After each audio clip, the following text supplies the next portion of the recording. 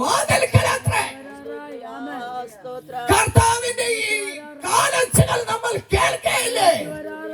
കർത്താവിന്റെ ഇൻവസ്വരം നമ്മൾ കേൾക്കയില്ലേ? ഓരോ ദിനപത്രങ്ങളും നമ്മെ ഞെട്ടിപ്പിക്കുന്ന വാർത്തകളല്ലേ? കൊള്ളയും കൊലയും അഴിമതികളും മ്ലേച്ഛതകളും വർദ്ധിക്കയല്ലേ? ക്ഷാമങ്ങളും ഭൂകമ്പങ്ങളും യുദ്ധങ്ങളും യുദ്ധശ്രുതികളും വർദ്ധിക്കയല്ലേ?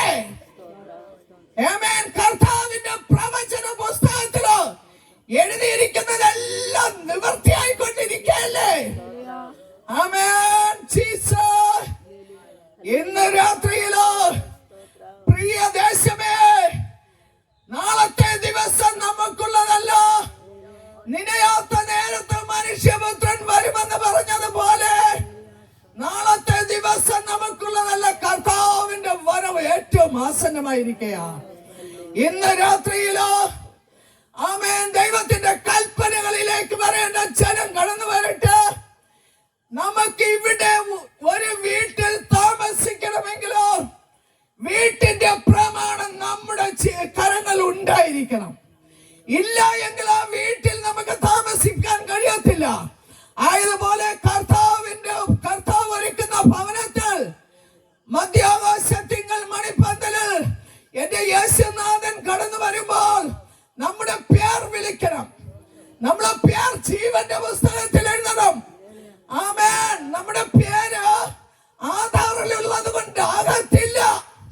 നമ്മുടെ പേര് പള്ളിയിലുള്ളത് കൊണ്ടാകത്തില്ല. നമ്മുടെ പേര് മറ്റുള്ള ഇടങ്ങളിൽ ഉള്ളത് കൊണ്ടാകത്തില്ല.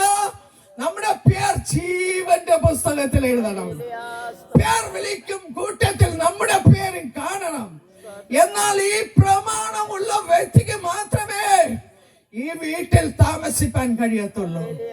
ആയതുപോലെ യേശു പപ്പ ഒരുക്കുന്ന വീട്ടില് നമ്മൾ പോകണമെങ്കിൽ കർത്താവിന്റെ വചനമാകുന്ന പ്രമാണം നമ്മുടെ ജീവിതത്തിൽ ഉണ്ടാകണം. നമുക്ക് രക്ഷ വേണം, രക്ഷിക്കപ്പെടണം, സ്നാനപ്പെടണം. സ്നാനം ഏതാ സ്നാനം? തളിപ്പീരല്ല, തളിപ്പീരെല്ലാം കളിപ്പീരത്രേ. നമ്മുടെ സ്നാനം യേശു നമുക്ക് കാണിച്ചു തന്ന മാതൃക. യോഹന്നാൻ സ്നാപകന്റെ കൈക്കീഴിൽ എന്റെ യേശു കർത്താവ് യോർദാൻ നദിയിൽ ഇറങ്ങി സ്നാനപ്പെട്ട് വെള്ളത്തിൽ നിന്ന് കയറുമ്പോൾ പ്രാവെന്ന രൂപത്തിൽ പരിശുദ്ധാത്മാവ് യേശുവിന്റെ മേൽ ഇറങ്ങി വന്നു. ആയതുപോലെ ഫിലിപ്പോസും സന്നനും ഇരുവരും തേരിൽ കൂടെ കടന്നു പോകുമ്പോൾ, യാത്ര ചെയ്യുമ്പോൾ, ആമേൻ, ആ വിശുദ്ധൻ പറയുക, ഇതാ വെള്ളം. എനിക്ക് സ്നാനം ഏൽക്കുന്നതിൽ എന്ത് വിരോധം? വെള്ളം കണ്ടപ്പോൾ അവർ രണ്ടുപേരും കൂടെ വെള്ളത്തിൽ ഇറങ്ങി അവർ സ്നാനം ഏൽക്കുവാനിടയായി. ഈ വചനങ്ങൾ വായിക്കണമെന്നുണ്ട്, സമയമില്ല. ആയതുകൊണ്ട് ഞാനിവിടെ നിർത്തുവാൻ പോകുകയാ. അനേക വചനങ്ങൾ, എടുത്ത വചനം തന്നെ തൊടുവാൻ കഴിഞ്ഞിട്ടില്ല. എന്ന് വെച്ചാൽ യജമാനന്മാരെ രക്ഷ പ്രാപിപ്പാൻ ഞാൻ എന്ത് ചെയ്യണമെന്ന് ചോദിച്ചതാ. ഒരു ബാല്യക്കാരത്തിയായ ഒരു സ്ത്രീ, ഒരു സഹോദരി പ്രാർത്ഥനാ സ്ഥലത്ത് പൗലോസും സീലാസുമായി കടന്നു ചെല്ലുമ്പോൾ പല നാൾ അവൾ ഭിക്ഷയാചിക്കുക. ഭിക്ഷയാചിച്ചപ്പോൾ ഇവൾ പല നാളിങ്ങനെ ചെയ്തു പോന്നു. ഒരു ദിവസമായപ്പോൾ പൗലോസ് ഒന്ന് മുഷിഞ്ഞവളെ നോക്കിയപ്പോൾ അവളിലുള്ള ഭൂതം ആ നിമിഷം അവളിൽ ഒന്ന് വിട്ടുപോയി. ആയതുകൊണ്ട് ഈ ദേശത്ത് അങ്ങനെയുള്ള ചില വശീകരണ ശക്തി ഇന്നത്തെ പ്രാർത്ഥന അവസാനിക്കുന്നതിന് മുൻപായി ചിലതിനെ ലാഭമുണ്ടാക്കുവാൻ വേണ്ടി അവളെ കൊണ്ട് ചിലർക്ക് ലാഭം വരുത്തുകയാ. ആയതുപോലെ ചിലതിനെ കൊണ്ട് മദ്യപാനത്തിലേക്ക് ലാഭം വരുത്തുന്ന, ലഹരികളിലേക്ക് ലാഭം വരുത്തുന്ന, നിന്റെ കുടുംബത്തിനകത്ത് വരേണ്ട നന്മയെ മദ്യശാലകളിലേക്ക്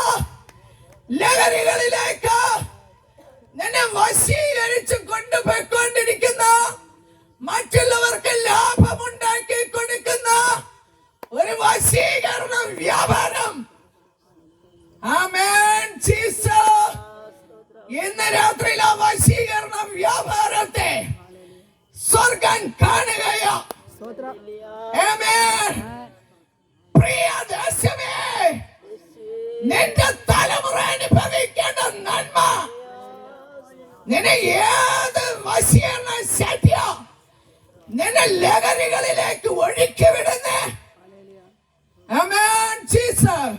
എന്നാൽ ഒരു ദിവസമായപ്പോൾ ഈ പൗലോസ് അഭിഷേകത്തിനൊന്ന് മുഷിഞ്ഞു നോക്കിയപ്പോൾ അവളിൽ നിന്നത് ഒഴിഞ്ഞു പോയി. ഇവളെ കൊണ്ട് ലാഭമുണ്ടാക്കിക്കൊണ്ടിരുന്നവൻ പട്ടണം അവർക്കിനി ലാഭം കിട്ടില്ലെന്ന് പറഞ്ഞു ആ പട്ടണത്തിലുള്ളവർ ഈ അഭിഷേകന്മാർക്കെതിരെ എഴുന്നേറ്റപ്പോൾ ആ പട്ടണത്തിലുള്ളവർ പറഞ്ഞു, നമുക്ക് അംഗീകരിക്കുവാൻ കഴിയാത്തതായ പ്രമാണം ഇവർ പ്രസംഗിക്കുന്നു, ഇവർക്ക് എതിരായി എഴുന്നേൽക്കണമെന്ന്. പക്ഷേ ഒരു സഹോദരിയിൽ നിന്ന് ഒരു പൈശാചിക മണ്ഡലം അഴിഞ്ഞു പോയതാണോ പ്രശ്നം പട്ടണത്തിൽ ഉണ്ടാക്കിയത്? എന്റെ യേശു വന്നാൽ പൈശാചിക തലങ്ങൾ അഴിയും, പൈശാചിക മണ്ഡലങ്ങൾ അഴിയും, പൈശാചിക തേർവാഴ്ച അഴിയും. ലഹരിക്കടിമപ്പെട്ട് കിടക്കുന്ന ചില കുടുംബങ്ങളെ യേശു വിടുവിക്കുമെന്ന് പറയുക. വർഷങ്ങൾ കൊണ്ട് ലഹരികൾ ഉപയോഗിച്ച നിനക്ക് മരിക്കണം എന്ന് പറഞ്ഞിരിക്കുന്ന വ്യക്തി ജീവിതമേ പരിശുദ്ധാത്മാവിനെ കാണുകയാ.